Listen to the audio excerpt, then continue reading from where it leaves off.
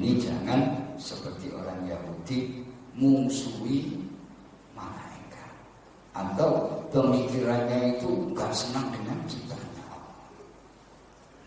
Ini harus kembali kepada Al-Quran. Maka kita akhirnya hidup itu tenang, enak, enggak bingung. Jadi disikapi bagus, disikapi husnuzon kepada Allah, akhirnya melahirkan rasa syukur terus kepada Allah Subhanahu wa ta'ala. Salatullah salamullah ala Toha Rasulillah. Salatullah salamullah ala Yasin Habibi.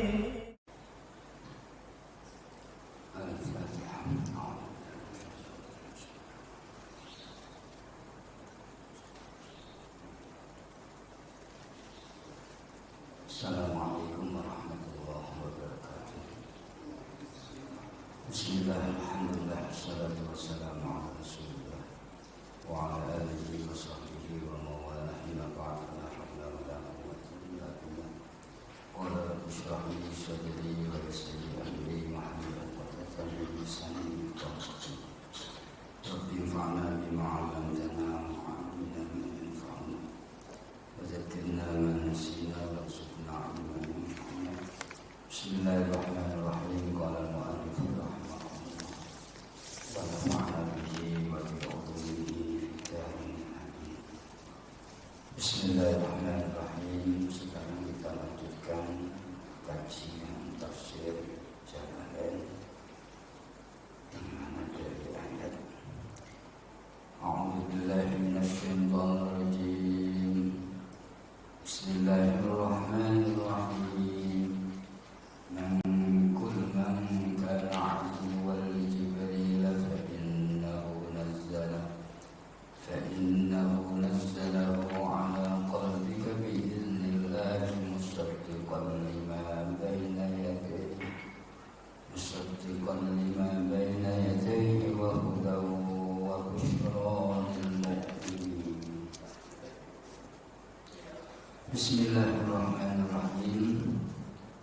Kul mujapo sira kanjeng Nabi, mangkana man utawi sapa wong, man utawi sapa wonge iku kana ana sapa man iku aduan nyantru mungsuhi li Jibril marang malaikat Jibril. Fa innahu mongkostuhune malaikat Jibril iku nazalahu nurunake sapa Jibril ing Al-Qur'an ala qalbika ing atase ati sira. Oleh nurunno Al-Qur'an teng manahe kanjeng Nabi biidznillah kelawan izine Allah. Musaddiqan hale menderake lima marang barang baina yadayhi kang tetep ing dalem antarané Al-Qur'an, wa hudan man hale nutuake wa busyra lan dadi bebungah lil mukminina marang wong-wong mukmin. Yang kedua, man utawi sapa wong iku kana ana sapa man iku aduan dadi musuh lillahi marang Gusti Allah wa malaikatihi lan biro-biro malaikat Gusti Allah wa rusulihi lan biro-biro utusane Gusti Allah wa Jibril lan malaikat Jibril wa Mikail. Ana sing maca Jibril, ana sing Jabrail. Ada wa Mikail lan malaikat Mikail, ada yang dawuh bukan Mikail tapi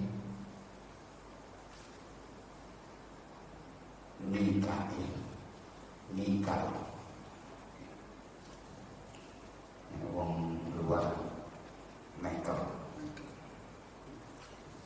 innallaha mongkostune Gusti Allah iku aduwun dadi musuh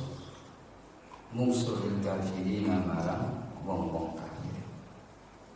Walaqad anzalna lan temen dunia di temen nurunake ingsun Allah ilaika marang sira kanjeng Nabi ayatin ing pira-pira ayat baik ayat Al-Quran atau ayat-ayat yang lain tanda kekuasaannya Allah.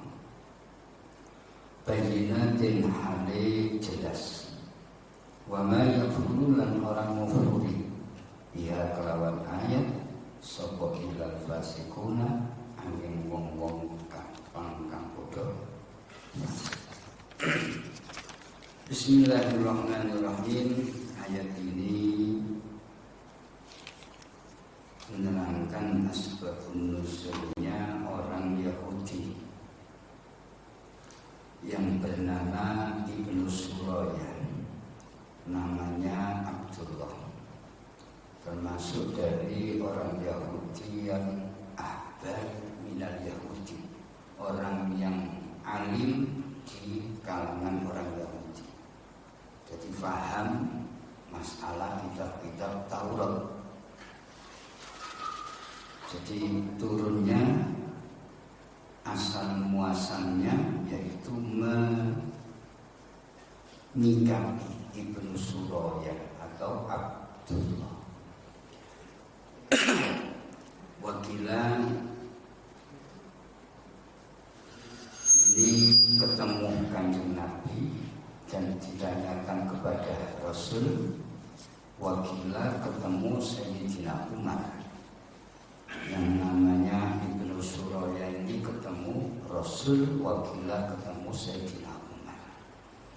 Kenapa? Karena Sayyidina Umar seringkali melihat, ngecek kondisi orang Yahudi, apa yang dikabarkan oleh orang Yahudi tentang Nabi Muhammad. Yang dibahas oleh orang Yahudi itu apa? Sampai-sampai Sayyidina Umar ini dihusnuzoni sama orang Yahudi. Oh, berarti Umar itu ikut golongan saya. Kenapa kesini? Kenapa kau lihat golongannya orang Yahudi? Jadi dihusnuzoni Sayyidina Umar, kok ada yang cek nanti ini berarti golongannya apa-apa. Itu omongannya orang Yahudi. Faqala ya Umar qad ahbabnaka, saya cinta dengan kamu Umar. Kenapa kok cinta? Karena kamu juga ikut bersama kami. Berarti golongannya orang Yahudi. Dijawab dengan tegas oleh Sayyidina Umar, wallahi ma ahabbukum wa innama adkhalu alaikum li ardati basirah fi amri Muhammadin. Wallahi saya demi Allah saya tidak cinta sama sekali kalian semua. Saya enggak senang dengan kalian semua. Tapi saya masuk ke dalam golonganmu ini bukan karena apa-apa, tapi saya itu ngecek bagaimana kamu menyikapi sifatnya Rasulullah. Saya kepingin melihat, saya kepingin ngecek. Dengan itu tak. Oh gitu. Coba kalau kamu saya tanya, kata orang kafir. Ini yang kedua, versi yang kedua. Versi yang pertama ketemu Nabi Muhammad. Akhirnya pertanyaannya seperti ini. Man kana aduwan li Jibril fa innahu nazzalahu ala qalbi. Qul dawu sira Muhammad. Barang siapa yang musuh kepada malaikat Jibril, kenapa? Karena malaikat Jibril itu yang membawa wahyu Al-Quran kepada Nabi Muhammad dengan izin perintah Gusti Allah. yang mana Al-Quran itu membenarkan kitab-kitab sebelum Al-Quran, termasuk kutubus samawi, kitab-kitab yang berbau sama, yaitu langit, seperti kitab Taurat, Injil. Itu Al-Quran membenarkan. Di samping membenarkan kitab-kitab sebelum kitab Al-Quran, Al-Quran ini wahudan, menjadi petunjuk dari kesesatan, petunjuk dari kesesatan. Terus yang ketiga, wa busyra, dan kalian kalau Al-Quran itu untuk memberi kegembiraan atas orang yang iman dengan Al-Quran dan iman kepada kitab-kitab sebelum Al-Quran, akan diberi kegembiraan, yaitu jannah, surganya Allah.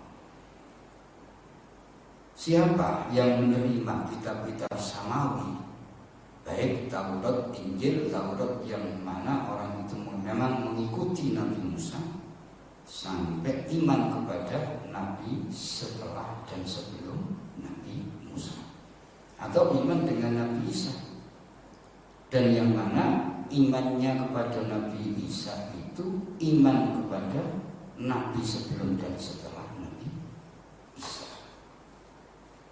Maka orang-orang yang iman kepada semua kitabnya Allah, khususnya terakhir yaitu Al-Quran, karena Al-Quran itu membenarkan kitab-kitab sebelumnya, maka orang itu dikatakan orang yang mukmin. Ya, mukmin. Ini kitab sama. Maka Nabi Isa sendiri itu sudah memberi bocoran di kitab Injil. Nanti itu ada ya, nabi yang akhir zaman, namanya itu Ahmad. Wa idh qala Isa bin Maryam ya bani Israil, ya, ayatnya itu yang mana Nabi Isa mengatakan, hei orang Israel, semua kamu saya kasih kabar gembira bahwasanya nanti di akhir zaman itu ada nabi yang mana nabi itu menggembirakan saya dan kalian semua, namanya adalah Ahmad. Jadi Nabi Isa ngasih bocoran, dan imanlah kepada nabi akhir zaman. Jadi Nabi Isa itu sosok nabi yang sangat menunggu-nunggu turunnya Nabi Muhammad, dan gembira sekali Nabi Isa alaihissalam. Disangka waktu itu orang Yahudi disangka Nabi Isa itu nabi yang terakhir. Kenapa? Karena sifatnya Nabi Isa itu luar biasa. Orangnya lentur, sopan santun, pokoknya nggak pernah salah sama orang, tidak pernah benci sama siapa saja. Itu Nabi Isa, sangat sayang. Itu Nabi Isa. Saking sayangnya bukan sama manusia, sama hewan pun itu sayang. Suatu hari Nabi Isa itu menemukan hewan kambing yang sudah menjadi bangkai di sungai, sudah menjadi bangkai. Terus akhirnya bangkai itu dipegang sama Nabi Isa, terus dilihat sama Nabi Isa, bangkai itu luar biasa.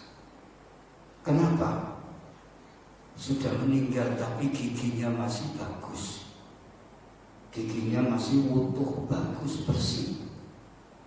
Loh, Nabi Isa sampai itu kok bisa mengatakan seperti itu? Ya sayang. Ya, Nabi Isa itu sangat menyayangkan hewan. Ini masih muda, masih bagus kok meninggal dunia, kasihan. Sampai seperti itu. Jadi hewan yang sudah meninggal pun Nabi Isa itu mengatakan ini masih ada kebaikan. Jadi makanya Nabi Isa mengatakan, membocorkan namanya Ahmad. Kalau satu dinamakan Mahmud, orang yang dipuji. Kalau dua, mimnya itu ada siddahnya Muhammad, berarti dua pujiannya Rasulullah. Kalau Mahmud itu orang satu yang dipuji, tapi kalau Muhammad berarti itu ada syuddahnya mim, itu dua kali. Jadi dua kali ini pujiannya Rasulullah. Terus ada Hamid. Rasulullah itu juga namanya Hamid, orang yang muji sama Allah. Nah, Nabi Isa itu namanya Ahmad. Ahmad itu berarti lebih utama dibanding yang lain-lainnya. Makanya Ahmad itu afdolu, lebih orang yang sangat lebih dipuji, bahasanya ada lebihnya. Jadi Ahmad bukan menyebut Nabi Isa itu Ahmad. Jadi sosok orang Yahudi yang bertanya sama Rasul, wakilah Sayyidina Umar, itu bertanya masalah siapa sih yang membawakan wahyu kepada Nabi Muhammad. Dijawab adalah malaikat Jibril alaihissalam. Dan malaikat Jibril akhirnya menjadi teman setia Rasulullah. Tapi jangan diartikan malaikat Jibril ini gurunya Nabi. Malaikat Jibril itu cuman mengambil di Lauh Mahfuz, disampaikan sekedar utusannya Allah, mengutus Allah kepada malaikat Jibril untuk dibawakan kepada Nabi Muhammad. Padahal Al-Quran itu aslinya itu langsung dari Allah kepada Nabi Muhammad. Tapi kadang-kadang banyak yang mengatakan, oh ini gurunya malaikat Jibril. Malaikat Jibril dengan Nabi Muhammad itu ya utamaan Nabi Adam sama malaikat aja. Nabi Adam itu ibarat apa? Rajanya surga, raja pemimpinnya malah malaikat apa Nabi Muhammad. Makanya di Al-Quran ada yang didawuhkan Allah, wa innaka latulaqqal Qur'ana min ladun hakim. Jadi Rasulullah itu langsung talaki sama Allah. Talaki itu langsung deg-degan berhadapan sama Rasulullah, langsung dikasih Al-Quran. Nah, kok ada sejarah malaikat Jibril yang membawakan wahyu? Ya, itu memang tugasnya malaikat Jibril. Itu yang ada tulisan yang mana malaikat Jibril ngerti tulisan yang ada di Lauh Mahfuz, sekedar menyampaikan. Jadi ini termasuk Allah itu memberi utusan-utusan malaikat biar fungsi, biar fungsi, difungsikan, diutus untuk semua para utusan, khususnya tentang Al-Quran, yaitu Nabi Muhammad. Kalau kita gali Nabi Muhammad itu ya lebih alim, lebih ngerti, lebih utama dari malaikat.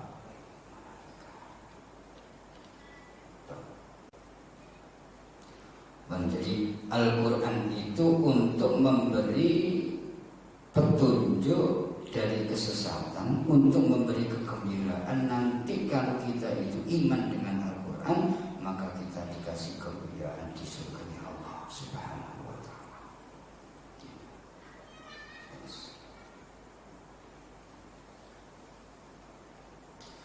Bismillahirrahmanirrahim. Dan man kana aduwwan lillahi wa malaikatihi. Yang kedua, barang siapa yang memusuhi Allah dan malaikatnya Allah, semua malaikatnya Allah, wa malaikatihi, pokoknya malaikat, wa rusulihi, dan utusan-utusannya Allah, semua para utusannya Allah, termasuk malaikat Jibril, malaikat Mikail. Maka kalau ada orang yang memusuhi Allah, memusuhi malaikat-malaikatnya Allah, malaikat yang khusus yaitu malaikat Jibril karena jenderal-jenderalnya. Malaikat Jibril itu jenderalnya malaikat. Mikail juga begitu. Israfil juga begitu. Malaikat Jibril itu mempunyai sayap 600 janah. Jadi malaikat Jibril itu sayapnya 600 sayap. Jadi 600 sayap. Setiap satu sayap itu bainal masyriq wal maghrib. Tapi malaikat Israfil enggak 600 tapi 12.000. Makanya besarnya malaikat Israfil sama malaikat Mikail itu jauh sekali. Bahkan malaikat Jibril kalau mau bicara langsung tatap muka sama malaikat Israfil itu terbang itu sampai ribuan tahun baru nyampe ke muka berhadapan sama malaikat Israfil. Jadi besar sekali malaikat Israfil. Makanya ada yang mengatakan termasuk asyraful malaika. Malaikat Israfil itu termasuk malaikat yang sangat utama dibanding malaikat yang lainnya. Ada yang mengatakan seperti itu, ada yang enggak. Oh, pertama malaikat Jibril. Ya, pokoknya pentol-pentolannya Jibril, Mikail, Israfil, dan malaikat-malaikat yang lainnya. Semua malaikat itu banyak sekali. Semua yang ada di dunia itu pasti dibarengi malaikat. Contoh air, bagian air kalau ada hujan itu ada malaikatnya. Dan malaikat yang membelah air jadi kecil. Seumpama nggak ada malaikat, air langsung jatuh dari langit ke bumi. Wah, hancur bumi, hancur. Dan itu disaring malaikat menjadi kecil, akhirnya menjadi rahmat. Dan itu membawa khusus satu pancuran dari langit itu di bawah malaikat. Makanya malaikat itu membawa rahmat, bawa rahmat. Dan ini kadang-kadang pulau panjenengan kadang-kadang itu melihat tanaman yang sebelumnya nggak ada tanaman, terus akhirnya ada tanaman. Nah, itu yang membawa yang malaikat. Sebelumnya nggak ada hujan, kan nggak ada pohon apa, kates, apa. Kok moro-moro tumbuh pohon kates. Itu malaikat yang ngatur. Makanya kalau kita melihat apapun yang ada di dunia itu nggak lepas dari utusannya Allah yang namanya malaikat. Itu ditugaskan sendiri-sendiri. Maka ayat ini diturunkan, tapi jawabannya orang Yahudi yang namanya Ibnu Surayah tersebut itu ngomong, wis Muhammad utawa Umar nek pancene sing nggawa wahyu iku malaikat Jibril, aku enggak seneng aku. Iku mung suku Jibril. Jadi wong Yahudi. Tapi nek sing nggawa wahyu iku malaikat Mikail, aku seneng. Iku bolongku, bahasanya ngono bahasa. Berhubung itu malaikat Jibril yang membawa wahyu yang berupa Al-Quran, saya nggak suka. Karena malaikat Jibril itu musuh saya. Itu jawabannya orang Yahudi. Itu kenapa? Malaikat Jibril itu nggak ngapa-ngapain. Enggak, malaikat Jibril itu seringkali memberi siksaan. Termasuk malaikat Jibril membela orang ini diazab. Malaikat Jibril itu kan seakan-akan kita itu malaikat Jibril cuma bawa wahyu kan. Tapi enggak, malaikat Jibril itu segala-galanya menurut perintahnya Allah Subhanahu wa ta'ala. Enggak khusus membawa wahyu dong. Tapi ya juga malaikat Jibril itu disuruh oleh Allah mengazab, menyiksa orang melalui malaikat Jibril. Banyak kan riwayat-riwayat para nabi yang diazab oleh Allah melalui sayapnya malaikat Jibril. Jadi malaikat Jibril wah gak setuju aku, karena itu musuh saya. Kalau Mikail aku rada seneng. Anggapannya malaikat Mikail itu golongan rezeki, kan gitu. Nek tuntun duit dok malaikat Mikail. Anggapannya orang yang itu aku seneng, aku seneng malaikat Mikail kalau bawa Rahim. Karena malaikat Mikail itu malaikat yang menyenangkan kita. Ya. Tapi nek kula panjenengan enggak boleh membedakan. Karena apa? Karena semua utusannya Allah dan semua yang diperintah Allah menurut atas perintahnya Allah. Jangan seperti orang Yahudi. Wa ma yakfuru biha illa al-fasiqun. Dan tidak ada yang mengufuri ayat-ayatnya Allah kecuali orang-orang yang fasik. Artinya fasik di sini itu bukan sekedar fasik biasa, tapi fasik yang fatal. Kenapa? Karena mengufuri ayatnya Allah, mengufuri kitab-kitabnya Allah. Yang kedua, membohongi ayat-ayatnya Allah, bahkan mentaghyir, merubah ayat-ayatnya Allah. Yang pintar mentaghyir, merubah. Yang bodoh mengikuti yang pintar. Akhirnya mempeluk. Jadi peluk supaya anak buahnya itu mengikuti Yahudi yang pintar. Jadi macam-macam khela-khela yang direncanakan oleh orang Yahudi supaya beliau itu mempunyai kepercayaan di hadapan masyarakatnya, yang pemimpin-pemimpin. Itu malaikat Mikail yang disayang. Nah, kula panjenengan enggak boleh sebagai orang yang beriman, enggak usah pilih-pilih malaikat. Semua malaikat itu atas perintahnya Allah Subhanahu wa taala. Maka tetap kita itu mendoakan. Semua juga mendoakan. Makanya ada sholawat Jibriyah. Allahumma sholli ala sayyidina Jibril wa sayyidina Mikail wa sayyidina Israfil wa sayyidina Azrail wa hamalatil arsh wa ala jami'il malaikatil muqarrabin salawatullah wassalamuhu alaihim ajma'in.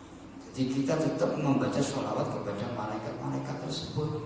Kenapa? Karena kita butuh.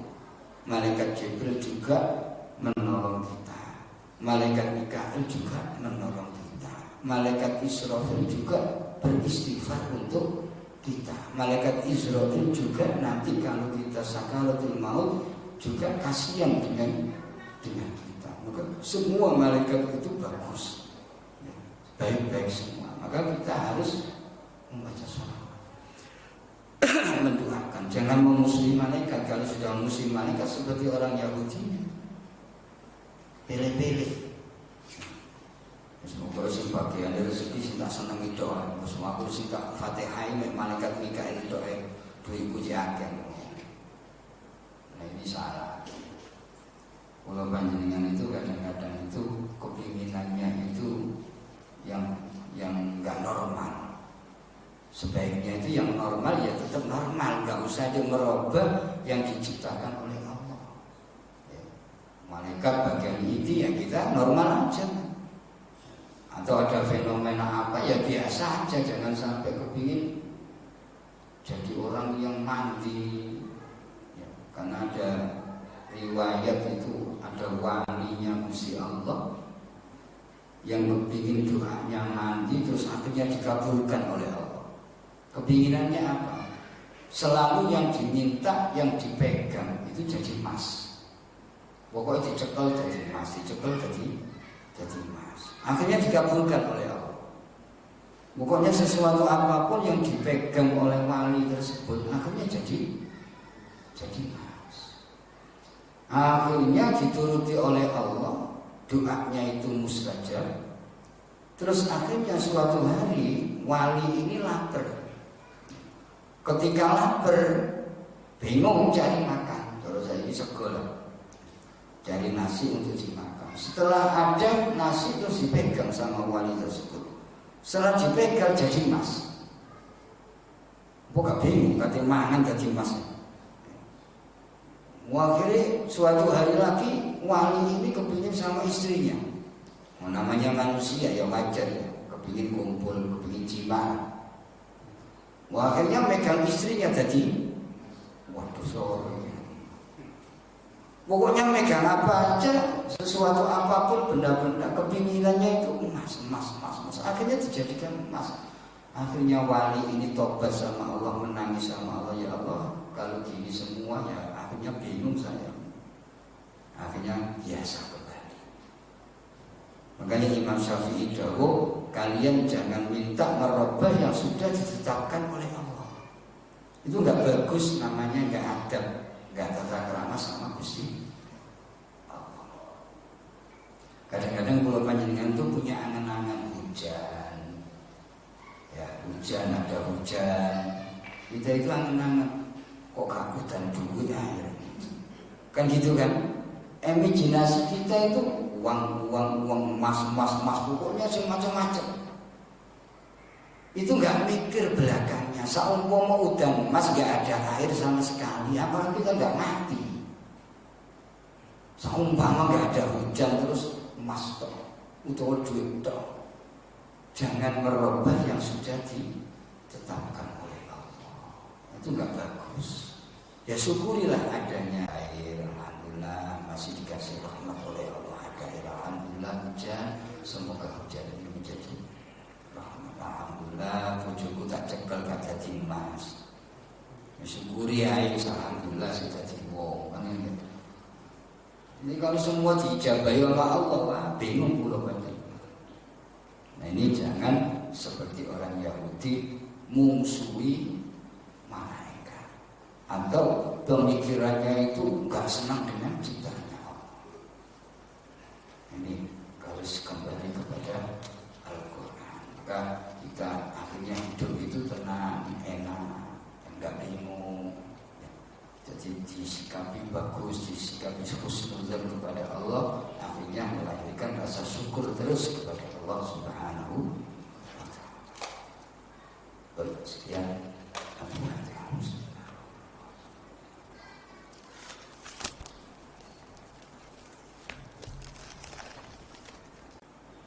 Bismillahirrahmanirrahim. Wassalatu wassalamu ala Rasulillah wa ala alihi wa sahbihi wa mawala. La hawla wa la quwwata illa billah.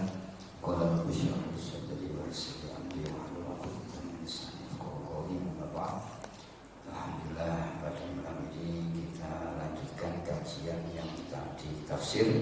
Sekarang yaitu bab masalah fikih. Bismillahirrahmanirrahim. Kemarin sudah kita bahas bersama masalah sunnah wudu dan termasuk fardunya wudu yang mana kita bahas kemarin, dan termasuk doa-doa waktu kita membasuh, kita mengusap wudu, yang kita itu berkumur, itu sudah semua masalah doa-doa. Sekarang kejadiannya masalah setelah wudu, setelah doa, kula panjenengan saumpama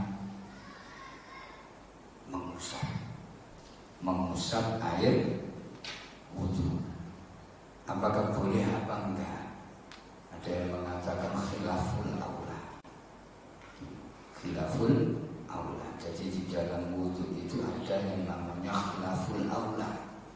Jadi beda dengan wajib atau mubah atau bahasanya makruh, tapi khilaful aula, lebih baik dihindari. Itu khilaful aula. Tapi kalau nggak ada uzur, tapi ketika ada uzur nggak apa-apa. Contoh setelah wudu kita itu mengusap dengan baju atau sarung bekas wudu. Di bekas wudu kita usap, itu dinamakan khilaful aula. Itu gak bagus, bahasanya gak bagus. Kenapa gak bagus? Karena termasuk tabari minal ibadah, termasuk dinamakan tabari minal ibadah, seakan-akan bebas dari ibadah. Atau enggak diusap setelah wudu, terus airnya diciprat, airnya diciprat wopo ya. Setelah wudu diciprat airnya. Jadi nyiprat wudu itu juga nggak bagus. Khilaful aula. Ada yang mengatakan makruh. Kenapa? Karena itu dinamakan tabari minal ibadah. Dikarenakan termasuk seakan-akan bebas dari ibadah. Kenapa? Karena fungsi asal wudu ini diperlukan. Asal wudu, bekas wudu ini perlu untuk kita sendiri. Jadi biar bekas wudu itu ada dan jadi saksi, biarkan. Ya seakan-akan itu ibadah terus, karena air wudu, asal wudu, bekas wudu itu barokah. Tapi jangan sampai kalau bisa ya jangan sampai diusap, jangan sampai di kipat-kipat dua-duanya itu ya bagus. Ada yang mengatakan makruh juga kalau nggak ada uzur. Tapi kalau ada uzur dingin, seumpama sekarang berdinding seumpama, wah ini menggigil saya kalau nggak dikasih serbet, itu nggak ada serbet, nggak diserbeti ya, akhirnya menggigil. Atau sakit panas itu kena air kan menggigil. Wes enak ini kalau sapi ya umpama. Oh kalau gitu nggak apa-apa, karena darurat namanya uzur, karena ada uzur nggak apa-apa. Tapi kalau bisa walaupun boleh, tapi jangan dengan pakaian kita yang kita pakai, baju, pojok baju atau apa sarung, jangan. Tapi pakai kain yang ada ya umpama ada anduk ya, ada anduk ya pakai anduk, jangan yang kita pakai. Kenapa? Karena kalau kita sering kali baju yang kita pakai terus kita bikin mengusap air bekas wudu, nah itu akhirnya bisa yurisul faqr, bisa mendatangkan kefakiran. Jadi sampai kepingin cepat suci, tidak usah tinggal bingung. Ini termasuk yurisul faqr, termasuk perkara-perkara yang cepat untuk membuat kita itu fakir, melarat, miskin. Jadi ini setelah wudu, setelah doa ya, kadang-kadang kita itu nggak sadar mau baju sapi ya, bisa pakai aja lah langsung kayak kubur itu apa ya, wah mungkin pakai kubur rusak kan gitu kan, kubur ini kena air rusak ya nggak apa-apa. Kita mendahulukan ibadah yang lebih baik daripada kita itu takut dosa. Kecuali kalau ada unsur, wah ini kalau nggak saya usah, nggak serbeti dengan anduk, wah ini ada bahaya apa? Bahaya najis Allah. Kalau memang ada bahaya najis, tetap nggak apa-apa. Itu lebih baik gambar daripada kita membiarkan bekas air wudu karena ada kondisi barang najis. Seumpama ada beluk, yang mana beluk itu dari bakaran yang bakaran itu mengandung najis, seumpama membakar apa bangkai apa, pokoknya bangkai yang najis loh, untuk bakar peninggalan telek, kotorannya hewan, gimana kan ada kan, kotorannya dibakar. Itu dulu, kalau sekarang kotoran bisa jadi pupuk. Kalau dulu kan dibakar, orang merawat kambing, sapi, buahnya, kotorannya itu dibakar. Itu rawan najis juga. Kalau kena air terus nempel, akhirnya najis. Makanya harus hati-hati. Kalau nggak ada unsur itu, lebih baik dihindari, jangan sampai diserbeti. Itu setelah wudu. Dan ketika wudu juga harus kita hindari kalau nggak ada uzur, yaitu isti'anah lil ghair, minta tolong sama orang lain. Minta tolong itu nggak apa-apa kalau satu, masalah air. Tapi minta tolong masalah mengucurkan, apalagi untuk mengusapkan anggota wudhu, itu nggak bagus. Sekedar mengucurkan nggak boleh, nggak apa-apa, sekedar mengucurkan, karena darurat orangnya ini sakit, nggak bisa bawa keran atau jebol, nggak bisa, nggak kuat seumpama, nggak apa-apa kalau gitu. Bahkan hukumnya wajib, ya, hukumnya wajib minta tolong sama orang lain. Bahkan nggak sekedar itu dong, harus memberi ujrah, jadi ongkos sama orang. Ketika kita itu nggak mampu punya uang, wajib kita menyewa orang, wajib kita sewa untuk ibadah kita sendiri. Jadi isti'anah itu boleh, bahkan wajib kalau masalah air. Tapi kalau masalah yang lainnya enggak. Tapi kalau memang kondisinya nggak ada, memang nggak mampu sama sekali, ya tetap hukumnya wajib.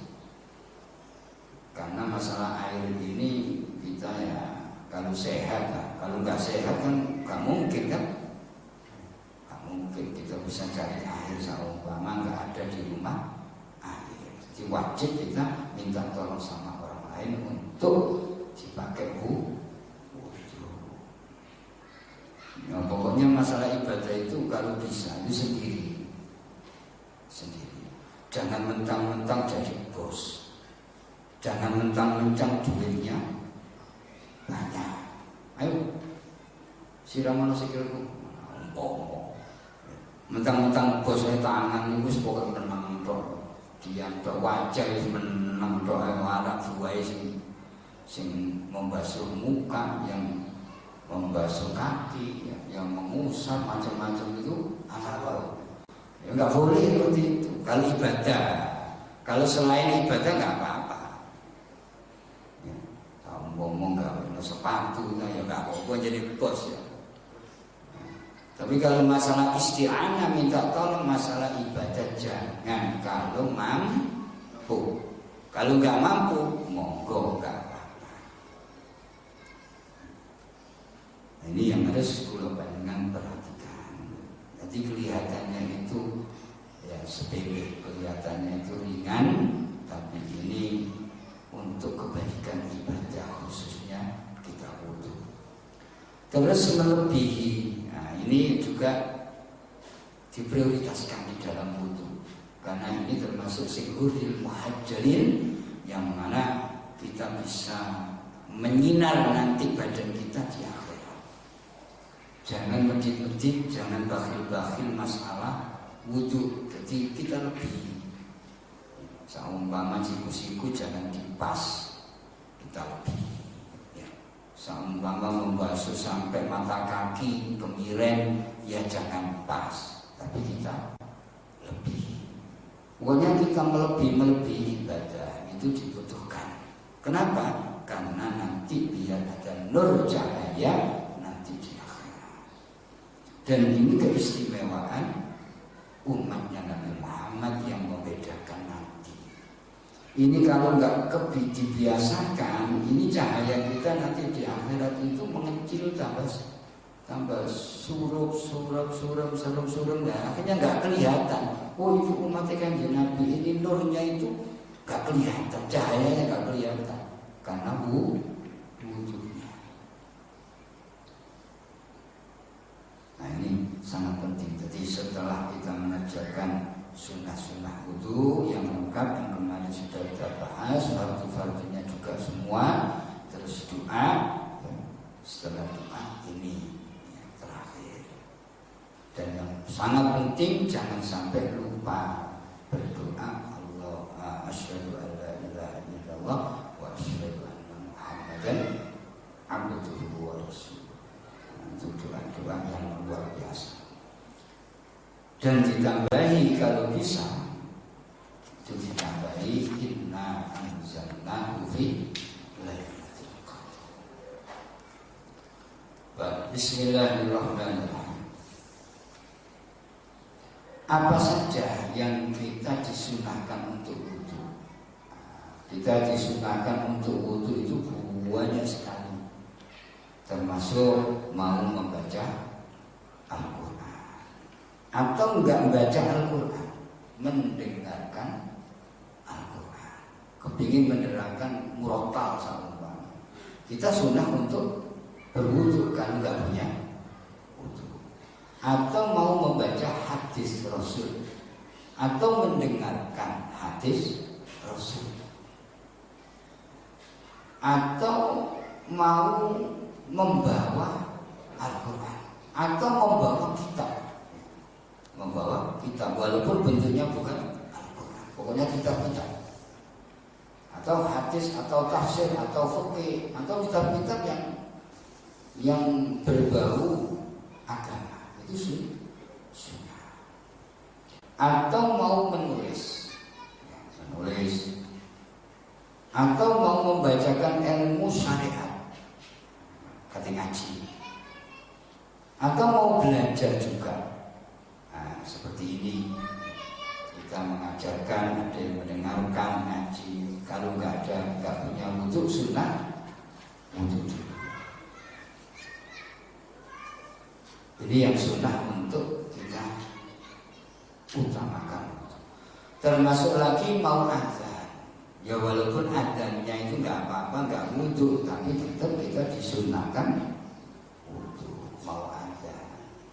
Terus mau duduk-duduk di masjid walaupun nggak ada zikrullah, nggak sholat, tapi duduk-duduk di masjid tetap disunahkan wudhu.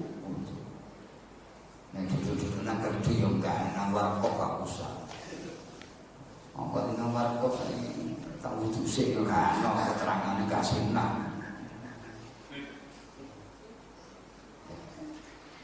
Jadi mau duduk-duduk atau mau masuk masjid, termasuk wukuf di Arafah, mau wukuf ya nggak apa-apa, sunnah wukufnya sah, sama nggak punya wudhu sah.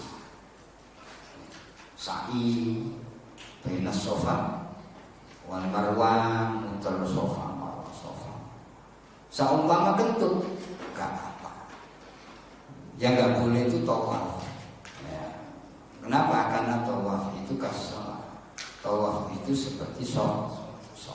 Tapi kalau sa'i sampai enak-enak sa'i lalu takut ya orang pokok.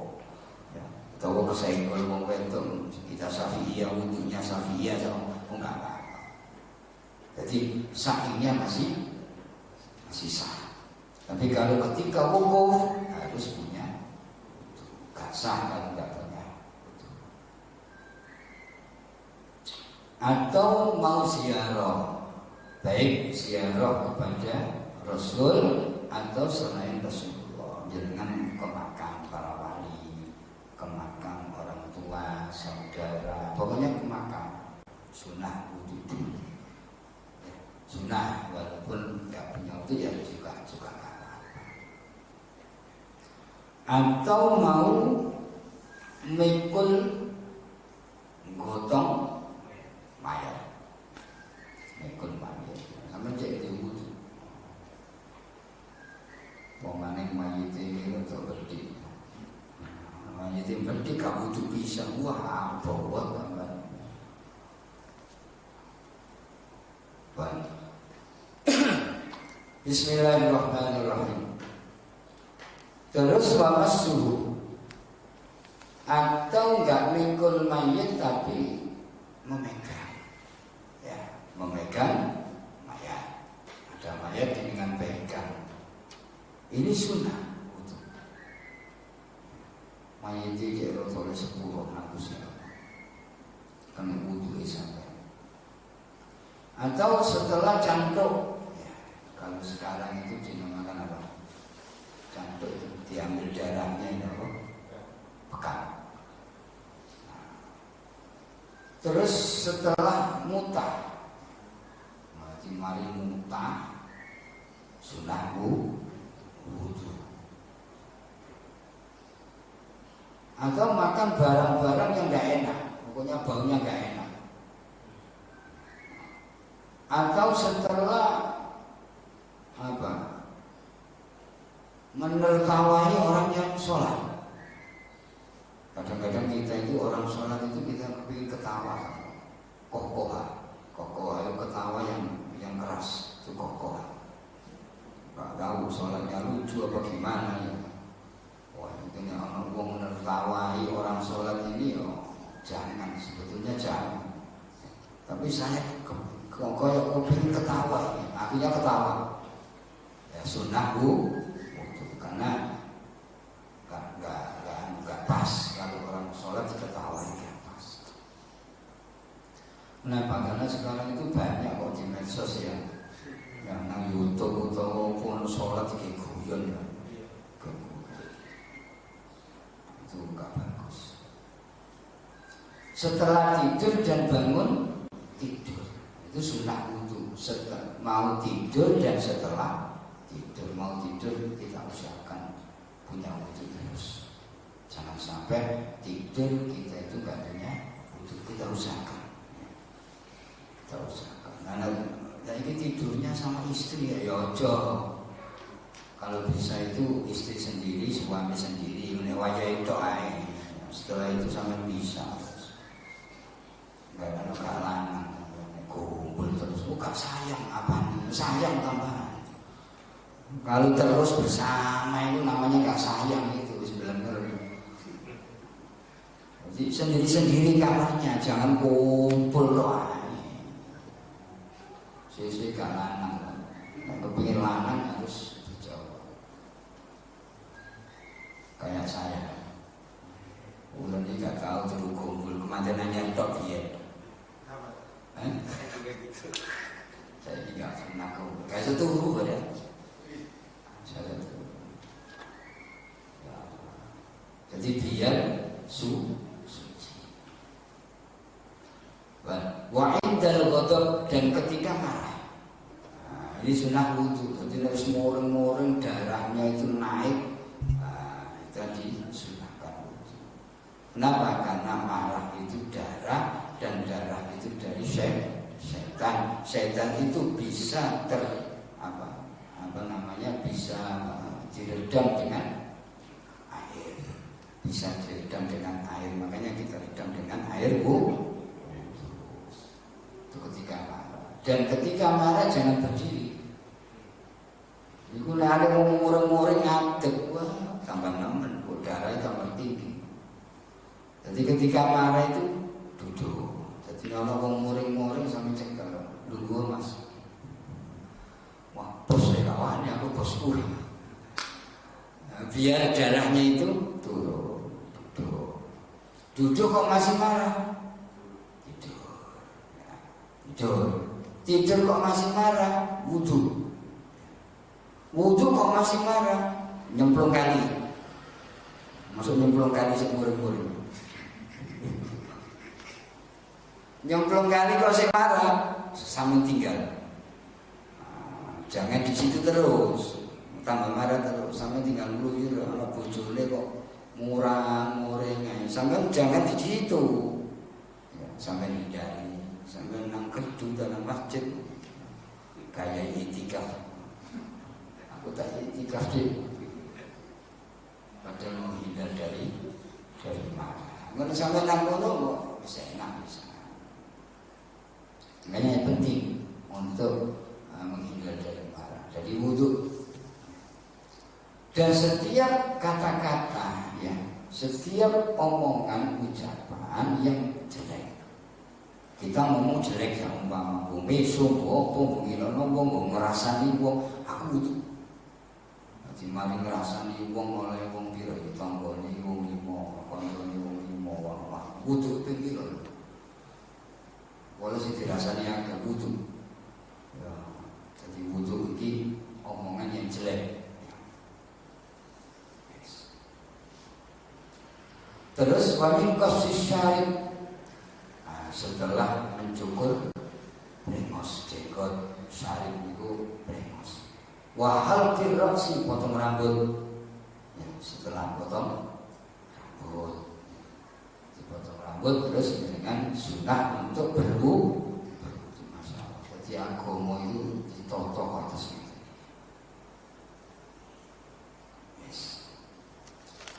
Terus wa khutbati ghairi Jumat, termasuk membaca khutbah selain hari Jumat. Khutbah nikah, itu sunnah. Khutbah Jumat ya wajib punya wudu kan, karena Jumat. Walam sirrajuli awim ra'ataini badanal khunsa, atau ada orang laki-laki perempuan yang megang badannya, jasadnya orang khunsa, wandu. Wandu itu ya lanang, kadang ya wedok. Kalau alat kelaminnya yang keluar laki-laki ya jadi laki-laki. Kalau yang keluar perempuan ya jadi perempuan. Kadang-kadang itu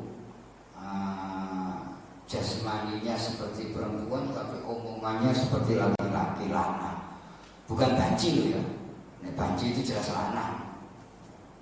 Ini khunsa. Dan setelah memegang kemaluan, ya, kemaluan dengan megang kemaluan, baik kemaluannya sendiri atau kemaluannya orang lain yang mahram dulu, atau yang nggak mahram tapi dosa. Betul boleh coba. Ayo apa? Ya sunnah wudu tapi urusan dosanya ya tetap dosa. Tapi nek bojone ya gak apa-apa. Sampe nyekel bojone ya sunnah wudu, nek nyekel komane. Nek keliyane boten.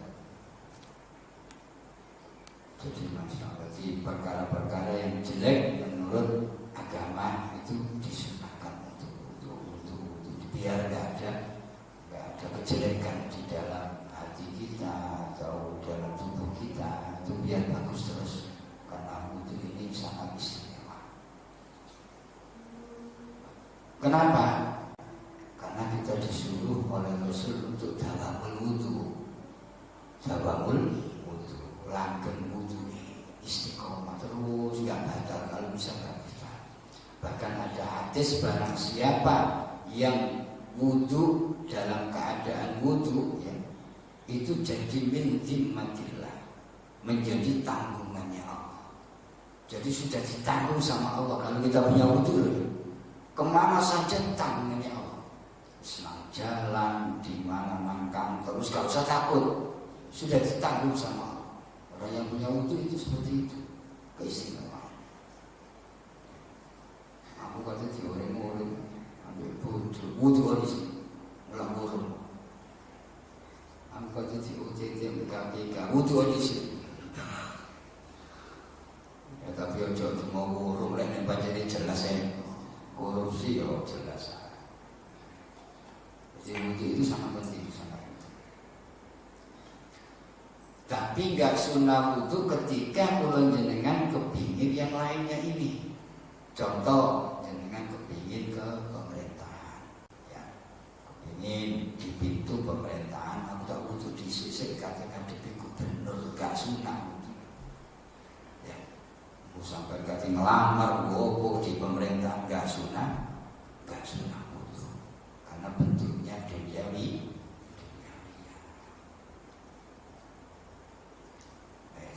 Kalau pakai baju gak sunnah. Mau pakai baju gak punya wudu, tak wudu diseret atau enggak diberatkan seperti itu. Pakai baju ya. Tapi tetap kalau dengan diusahakan untuk punya wudu atau ziarah orang tua yang masih hidup.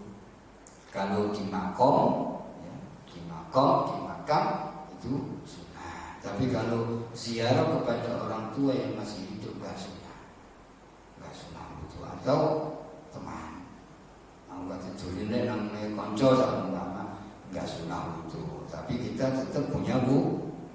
Mau ziarah itu loh yang gak sunnah wudu. Tapi sebelumnya ya kita usahakan sudah punya wudu.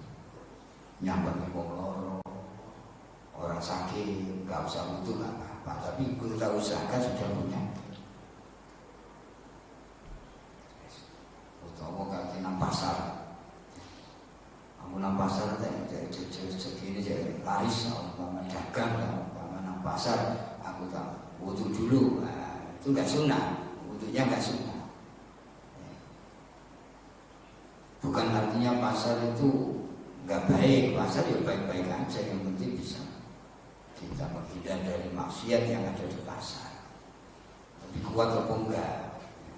Karena pasar itu tempat makwal syaitan, tempatnya setan. Akeh wong bejo, banyak fitnah, banyak maksiat, itu pasar. Tapi tetap kita dibolehkan ke pasar. Nggak harus kita itu menurut muru'ah. Kalau muru'ah itu kan nggak pantas. Aku ini takmir masjid, aku ini ulama nang pasar, gak pantas bahasa muru'ah. Tapi Rasulullah itu ya biasa di pasar. Tapi kalau Rasul nang pasar itu memang gak sama. Kenapa? Karena Rasul itu menjadi contoh dan biar tidak dikuduskan, tidak dituhankan seperti Nabi Isa. Makanya Rasul juga ke pasar. Bahkan Rasulullah itu makan di teras rumahnya seperti orang biasa gitu. Jadi menunjukkan basyariahnya, menungsoni. Oh kanjeng Nabi itu yo menungso. Jadi yo kadang makan di depan rumahnya. Biasa gitu loh. Kalau sampai kadang ngarep omah, kadang yo ngopi apa. TKT itu koyo pangeran. Ini masalah-masalah yang kulo panjenengan perlu perhatikan. Masalah wudhu, sunnah wudhu dan khilaful aula atau makruh yang baik itu gimana? Bermukuh bermanfaat. Jadi ada pertanyaan. Tadi kan kalau kita nyentuh kemaluan kan disunahkan tuh. Apakah itu dalam maksudnya tanpa atau sana gitu nyentuhnya? Atau kan kadang kan kita pakai celana dan bermentan kadang itu langsung bahasa masul itu langsung kulit sama kulit ya. Kulit sama kulit. Jadi ini kulit sama kulit ya. Tapi kalau pakai celana, pakai sarung ya enggak. Kadang kukar-kukur. Tapi kalau kemaluan kita itu ketika kita punya wudhu ya, kita punya wudhu terus megang kemaluan dengan ini, tapak tangan ini, maka langsung batal. Kalau punya wudhu loh ya, tanpa penghalang loh ya, kukar-kukur langsung kulit kemaluan dipegang, batal. Tapi kalau kemaluannya itu dipegang dengan kulit zuhril basyar ya, termasuk punggungnya ya, gatel dikukur ya, terus gak ada sarung, gak ada celana dikukur, itu gak apa-apa. Atau pucuknya, atau pakai kuku ya, pakai kuku itu nggak apa-apa, nggak batal wudhunya, nggak batal. Pokoknya kalau masalah kemaluan dengan kulit ini itu nggak apa-apa ya, itu batal. Kalau selain dengan tapak tangan itu apa sih? Ketika kita ditungkep nono, petel, diginikan. Nah, itu tidak terlihat, itu namanya tapak tangan. Tapi yang kelihatan pucuk itu bukan tapak tangan. Maka boleh kita megang atau mengukur dengan pucuk ini. Tapi makruh. Atau megang istri. Tapi kemaluannya. Yang batal siapa? Ada yang mengatakan dua-duanya. Ada yang lamis, ada yang malmus. Orang yang megang ini yang batal. Ada yang enggak, kedua-duanya. Ini subjek, ini objek. Enak di subjek dan objek. Sing nyekel, sing kroso ini sing dicekel, sing nyekel yang kroso. Yo kan karone ya masih. Makanya ya wis itu. Nek rambut makruh. Rambut lho, nek kulit jelas batal wudu. Nek rambut sampai ngelus-ngelus rambut, rambutnya sopo ae, nek rambutnya bojone ya halal ning ngendok kan. Nek rambutnya wong liya ya haram. Tapi gak batal wudu. Ini masalah batal wudu, bukan masalah dosa ya. Dosa tetap dosa nek rambutnya wong liya. Tapi nek kalau rambut kita pegang makruh. Ya gak apa-apa, gak batal wudu. Sudah lagi? Nah itu kalau kan tadi kayak sebelum tidur katakan sesuatu. Kadang kalau pengalaman saya itu sudah butuh nih kadang ke kamar mandi lagi bisa. Iya, cobanya seperti itu. Ya. Kadang jadi malas. Yang tadinya gak kepingin kentut, tapi setelah wudhu ngentut ya. Yang tadinya gak kebelet ke kamar kecil, terus setelah wudhu nguyungan. Ya, itu biasa cobanya seperti itu. Itu biasa. Tapi kita usahakan untuk selalu punya wudhu. Ya, dan pun tetap Bismillahirrahmanirrahim. Rabbil fa'alna wa 'allamtana wa 'allimna ma yanfa'una wa dzakirna ma nasina warzuqna 'ilman yanfa'una. Rabbana atina fid dunya hasanatan wa fil akhirati hasanatan wa qina adzabannar. Sallallahu alaihi wasallam. Assalamualaikum warahmatullahi wabarakatuh.